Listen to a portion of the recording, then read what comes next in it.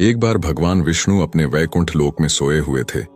स्वप्न में वे क्या देखते हैं कि करोड़ों चंद्रमाओं की कांति वाले, त्रिशूल डमरूधारी, स्वर्णाभरण भूषित, सुरेंद्र वंदित, अनिमादि सिद्धि सेवित त्रिलोचन भगवान शिव प्रेम और आंदातिरेक से उन्मत्त होकर उनके सामने नृत्य कर रहे हैं। उन्हें देखकर भगवान विष्णु हर्ष से गदगद हो सहसा शैया पर बैठ गए और कुछ देर तक ध्यानस्थ बैठे रहे। उन्हें इस प्रकार बैठे देखकर श्री लक्ष्मी जी उनसे पूछने लगीं कि भगवान, आपके इस प्रकार बैठने का क्या कारण है। भगवान ने कुछ देर तक प्रश्न का कोई उत्तर न दे आनंद में निमग्न चुपचाप बैठे रहे। अंत में उन्होंने गदगद कंठ से बताया कि अभी अभी स्वप्न में मैंने भगवान श्री महेश्वर का दर्शन किया है।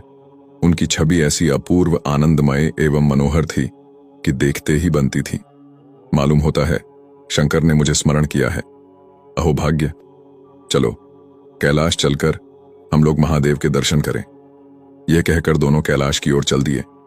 मुश्किल से आधी दूर गए होंगे कि क्या देखते हैं भगवान शंकर स्वयं गिरिजा जी के साथ उनकी ओर चले आ रहे हैं। अब भगवान के आनंद का क्या ठिकाना, मानो घर बैठे निधि मिल गई। पास आते ही दिनों परस्पर बड़े प्रेम से मिले। प्रेम आनंदाश्रु बहाने लगा और शरीर पुलकायमान हो गया। दोनों ही एक दूसरे लिपटे हुए कुछ देर मूकवत खड़े रहे।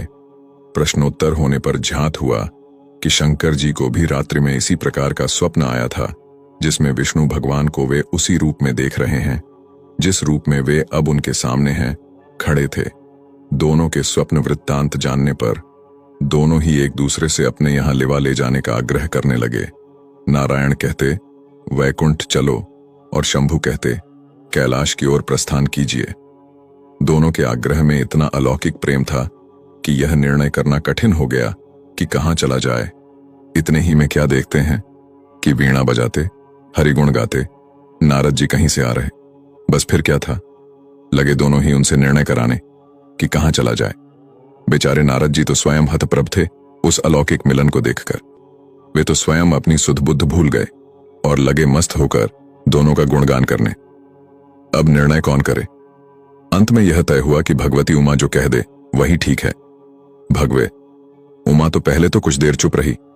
अंत में वे दोनों को लक्ष्य करके बोली, हे नाथ, हे नारायण, आप लोगों के निश्चल, अनन्य एवं अलौकिक प्रेम को देखकर तो यही लगता है कि आपके निवास अलग अलग नहीं हैं।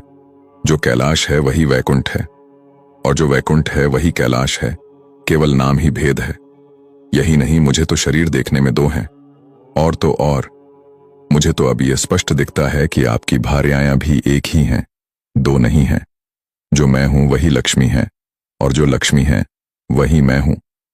केवल इतना ही नहीं, मेरी अब यह दृढ़ धारणा हो गई है कि आप लोगों में से एक के प्रति जो द्वेष करता है वह मानो दूसरे के प्रति ही करता है। एक की पूजा जो करता है वह स्वाभाविक ही दूसरे की भी करता है और जो एक को अपूज्य मानता है वह दूसरे की भी पूजा नहीं करता। मैं तो यह समझती हूं कि आप दोनों में जो भेद मानता है उसका चिरकाल तक घोर पतन होता है। मैं देखती हूं कि आप मुझे इस प्रसंग में अपना मध्यस्थ बनाकर मानो मेरी प्रवंचना कर रहे हैं। अब मेरी यह प्रार्थना है कि आप लोग दोनों ही अपने अपने लोक को पधारिए। श्री विष्णु यह समझे कि हम शिव रूप से वैकुंठ जा रहे हैं और महेश्वर यह माने कि हम विष्णु रूप से कैलाश गमन कर रहे हैं।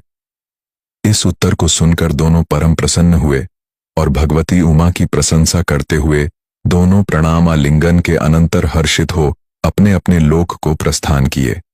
लौटकर जब श्री विष्णु वैकुंठ पहुंचे तो श्री लक्ष्मी जी उनसे पूछने लगीं कि प्रभु, सबसे अधिक प्रिय आपको कौन है। इस पर भगवान बोले, प्रिय मेरे प्रियतम केवल श्री शंकर हैं। वास्तव में मैं ही जनार्दन हूं और मैं ही महादेव हूं। अलग अलग नहीं है, हम एक ही हैं। मुझ में और शंकर जी में कोई अंतर नहीं है। शंकर जी के अतिरिक्त शिव जी की चर्चा करने वाला शिव भगत भी मुझे अत्यंत प्रिय है। इसके विपरीत जो शिव पूजा नहीं करते वे मुझे कदापि प्रिय नहीं हो सकते।